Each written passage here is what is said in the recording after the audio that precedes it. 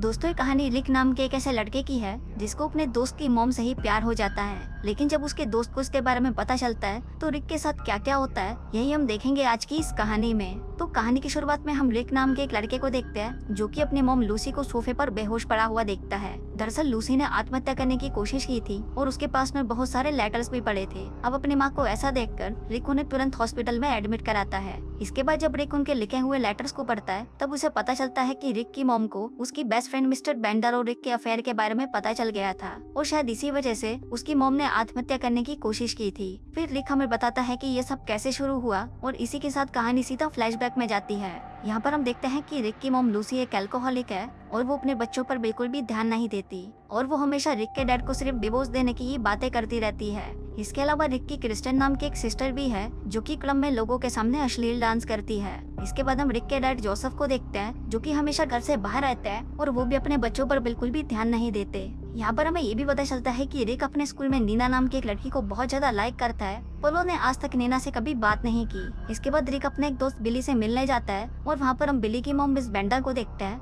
जो कि बिली को कुछ सामान लेने के लिए बाहर भेज देती है और फिर वो रिक को अकेला देखकर उसके पास आती है और उसके साथ इंटीमेट होने लगती है और इसी के बाद से ही इन दोनों के बीच में अफेयर शुरू हो जाता है। फिर अगले दिन जब रिक बिली को नीना को प्रपोज करने के बारे में बता रहा था तभी वहाँ पर कार्लोस नाम का एक लड़का आता है और फिर वो रिक के साथ शर्त लगाता है कि अगर उसने नीना को अपनी गर्लफ्रेंड बना लिया तो वो उसे $1000 देगा, लेकिन अगर रिक उसे अपनी गर्लफ्रेंड नहीं बना पाया तो उसे कार्लोस को $1000 देने होंगे। इसके बाद फिर जब रिक वॉशरूम में जाता है तो उसे वहाँ पर सेंट लोला दिखाई देती है जो कि सिर्फ उसकी एक इमेजिनेशन थी, पर वो रिक को मोटिवेट करती है कि वो आसानी से नीना को इम्प्रेस करके उसे अपनी गर्लफ्रेंड बना सकता है। इसके बाद जब रिक को पता चलता है कि नीना का अपने बॉयफ्रेंड केविन के साथ ब्रेकअप हो गया तो ये जानकर वो सोचने लगता है कि वो नीना को अब अपनी गर्लफ्रेंड बना सकता है। इसके बाद हम देखते हैं कि जब क्लासरूम में उनके टीचर उन्हें पढ़ा रहे होते हैं तभी अचानक उनकी डेथ हो जाती है और क्लास के सभी बच्चों को छुट्टी मिल जाती है। इसके बाद जब नीना बाहर खड़ी थी तो रिक उसके पास आकर उससे बात करता है और उसे अपने साथ टीचर के फ्यूनरल पर चलने के लिए पूछता है, लेकिन तभी वहाँ पर उसका बॉयफ्रेंड केविन आ जाता है और नीना केविन के सामने ही रिक के साथ चलने के लिए उसे हाँ बोल देती है।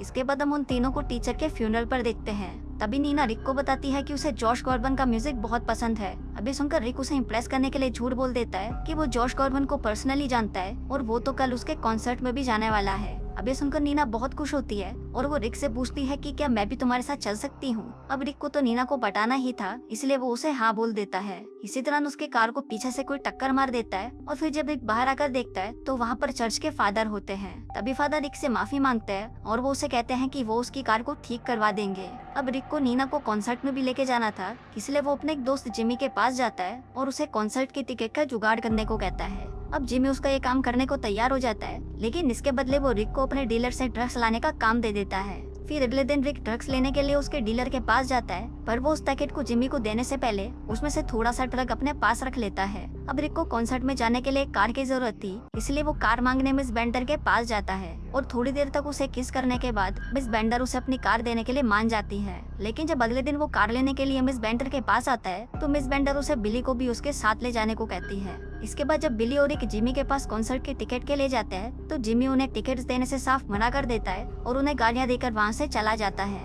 अब वो दोनों इस बारे में बात कर ही रहे थे कि तभी वहाँ पर नीना आ जाती है। तभी बिली को वहाँ पर रिक के डैड की कार दिखाई देती है और फिर वहाँ जाने पर वो लोग देखते हैं कि रिक के डैड और बिली के डैड मिलकर एक ही लड़के के साथ इंटीमेट हो रहे हैं। अब क्योंकि रिक नीना को कॉन्सर्ट में नहीं ले जा पाया था इसलिए वो नीना से माफी मांगता है और नीना भी उसे माफ कर देती है। इसके बाद अगले दिन वो लोग फिर से स्कूल जाते हैं तो उन्हें वहाँ पर पढ़ाने के लिए एक बूढ़ी सी टीचर आती है, लेकिन थोड़ी देर बाद ही वो टीचर भी पढ़ाते हुए वहीं पर टपक जाती है। इसके बाद जब रिक वापस अपने घर पर आता है तो उसे उस मैकेनिक का कॉल आता है जो उसकी मॉम की कार को रिपेयर कर रहा था। फिर वो मैकेनिक रिक को बताता है कि उसकी मॉम की कार को रिपेयर करने में भी 1 वीक का टाइम और लगेगा इसलिए वो रिक को कुछ टाइम के लिए एक बहुत ही महंगी कार चलाने को दे रहा है। अब रिक उस कार को लेकर बहुत खुश होता है और फिर वो उस कार में बिली और नीना को लेकर घूमने निकल जाता है, पर तभी रास्ते में पुलिस वाले उसे पकड़ लेते हैं। दरअसल पुलिस वालों ने उसे इसलिए पकड़ा था क्योंकि उनको रिक की मॉम की कार में उस मैकेनिक की डेड बॉडी मिली थी और रिक भी उसी मैकेनिक की कार को चला रहा था, इसलिए पुलिस वालों को रिक पर शक था कि शायद उसी ने ही उस मैकेनिक को मारा है। इसके बाद जब रिक से पूछताछ की जाती है तो रिक पुलिस वालों को बताता है कि चर्च के फादर के कहने पर ही वो अपनी कार को रिपेयर करवाने के लिए उस मैकेनिक के पास गया। अब रिक पुलिस वालों को सब कुछ बता ही रहा था कि तभी वहाँ पर एक लॉयर आती है जिसे चर्च के फादर ने रिक की हेल्प के लिए भेजा था। अब उस लॉयर के कहने पर रिक सारा इल्जाम अपने डैड पर डाल देता है जिससे पुलिस वाले उसे छोड़ देते हैं। हैं। इसके बाद जब रिक वहाँ से अपने घर पर आता है तो वो देखता है कि वहाँ पर उसकी बहन ने अपनी बहुत सारी स्ट्रिपर्स दोस्तों को बुला रखा है। अब ये देखकर रिक को एक आइडिया आता है और वो बिल्ली से कहता है कि आज रात के लिए हम यहाँ पर एक स्ट्रिप क्लब खोलेंगे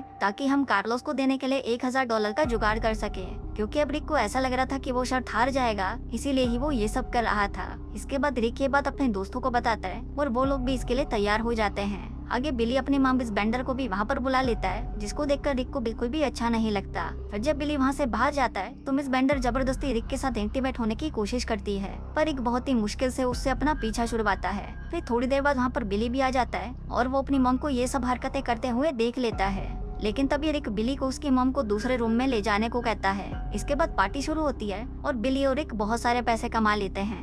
थोड़ी देर बाद वहाँ पर जिमी भी आ जाता है और रिक उसे मिस बेंडर के रूम में इंटीमेट होने के लिए भेज देता है। फिर इसके कुछ देर बाद वहाँ पर नीना भी आ जाती है और रिक उसे अपने रूम में ले जाता है। फिर वो दोनों बातें करते हुए एक दूसरे के क्लोज आ जाते हैं, जिसके बाद ये लोग किस करने ही वाले थे कि तभी वहाँ पर मिस बेंडर आ जाती है। फिर जब मिस बेंडर रिक से बात कर रही थी तब नीना को पता चल जाता है कि रिक और मिस बेंडर का अफेयर चल रहा है। अब इससे गुस्सा होकर नीना वहाँ से जाने लगती है और रिक उसे मनाने के लिए उसके पीछे जाता है, पर तभी वहाँ पर पुलिस आ जाती है और वो इलीगल क्लब चलाने के जुर्म में रिक को छोड़कर बाकी सभी को अरेस्ट कर लेती है। अगले दिन जब रिक जेल में सभी से मिलने जाता है तो वहाँ पर नीना उसे बताती है कि वो भी रिक को पसंद करने लगी थी, पर कल रात को जो भी हुआ उसके बाद से वो उसकी शक्ल भी नहीं देखना चाहती। अब यहाँ तक की तो कहानी फ्लैशबैक में चल रही थी और अब कहानी वापस प्रेजेंट में आती है। यहाँ पर रिक सबसे पहले मिस बेंडर के पास जाता है और फिर उसके साथ अपने अफेयर को खत्म कर देता है। इसके बाद रिक हॉस्पिटल में अपनी मॉम को देखने जाता है, जहाँ पर उसकी मॉम उसे मोटिवेट करती है कि तुमने जो भी गलत काम किए हैं उसे तुम्हें ही ठीक करना होगा। इसके बाद रिक वहाँ से सीधा लॉयर के पास जाता है और उससे अपने दोस्तों को जेल में से निकलवाने के लिए हेल्प मांगता है। अब वो लॉयर भी उसकी बात मान लेती है और वो रिक के दोस्तों की बेल करवा देती है।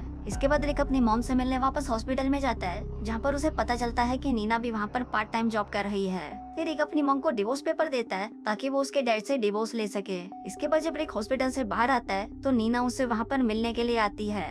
फिर रिक नीना को सॉरी बोलता है और उसे बताता है कि वो भी उससे बहुत प्यार करता है। अब नीना भी रिक को पसंद करती थी, इसलिए वो उसके प्रपोजल को मान लेती है। इसके बाद वो दोनों वहाँ पर किस करते हैं और इसी के साथ ही ये कहानी यहीं खत्म हो जाती है।